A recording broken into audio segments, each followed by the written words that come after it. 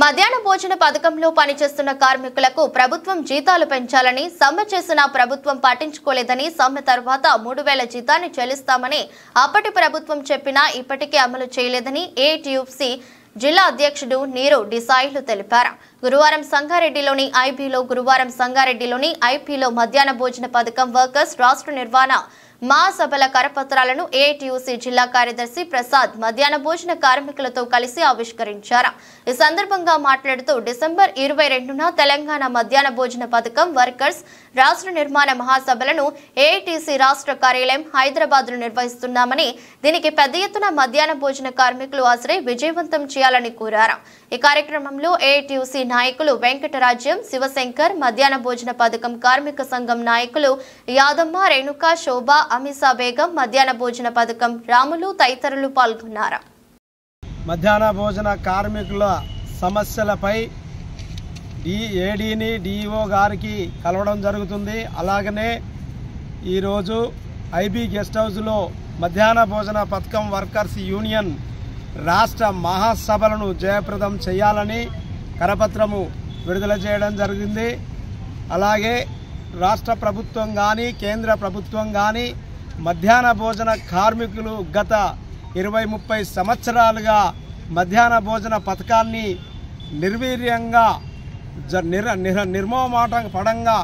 పడకుండా విద్యార్థులకు భవిష్యత్తులో అన్ని రంగాలలో పనిచేస్తున్న వారికి కూడా విద్యార్థులకు వంట చేసి వేడివేడి ఆహారాన్ని వడ్డిస్తున్నారు.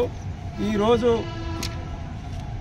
చాలని వేతనాలతో ₹1.25 నుండి ప్రారంభమైన మధ్యాహ్న భోజన పథకము నేటి వరకు ఎన్నో ప్రభుత్వాలు మారినా, ఎన్నో రాజకీయ నాయకులు మారినా మధ్యాహ్న భోజన కార్మికుల భవిష్యత్తు మాత్రము, వాళ్ళ పనితనం మాత్రము మారలేదని ఈ రాష్ట్ర ప్రభుత్వాన్ని కేంద్ర ప్రభుత్వానికి తెలియజేస్తున్నాము.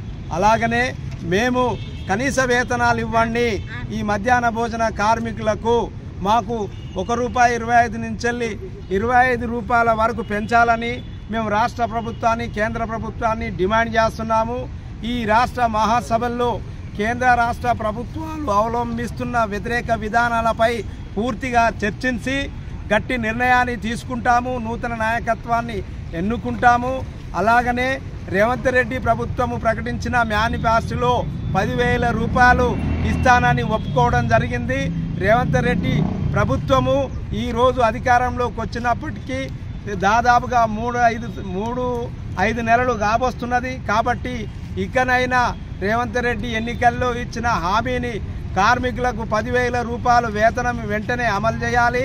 అలాగనే మెస్ ఛార్జీలు, కోడిగుడ్ల ఛార్జీలు, రాగి జావ పెడుతున్న వారికి కమస్కము నెల వేతనం చొప్పున ₹15,000 ఇవ్వాలని మేము రాష్ట్ర ప్రభుత్వాన్ని కేంద్ర ప్రభుత్వాన్ని డిమాండ్ చేస్తున్నాము. ఇకనైనా రానున్న రోజుల్లో ఇవన్నీ పెంచకుంటే కార్మికులు ఐక్యమై ఏకమై కేంద్ర రాష్ట్ర ప్రభుత్వాలకు బుద్ధి చెబుతారనేసి కూడా ఈ మహాసభల్లో ఇప్పుడున్న పరిస్థితులలో ప్రభుత్వాలను హెచ్చరిస్తున్నాం. డిసెంబర్ 22వ తారీఖు నాడు సత్యనారాయణ రెడ్డి భవన్ హిమాయత్ నగర్లో ఏఐటీసీ ఆఫీసులో మధ్యాహ్న భోజన కార్మికుల మహాసభ జరుగుతుంది. ఈ మహాసభకు పెద్ద ఎత్తున హాజరై సభను జయవంతం చేయవలసిందిగా సంగారెడ్డి జిల్లా తరఫున ఏఐటీసీ తరఫున విజ్ఞప్తి చేస్తున్నాం. అదేవిధంగా అనేక సమస్యలు వాళ్ళను ప్రభుత్వ ఉద్యోగులకు గుర్తించాలి.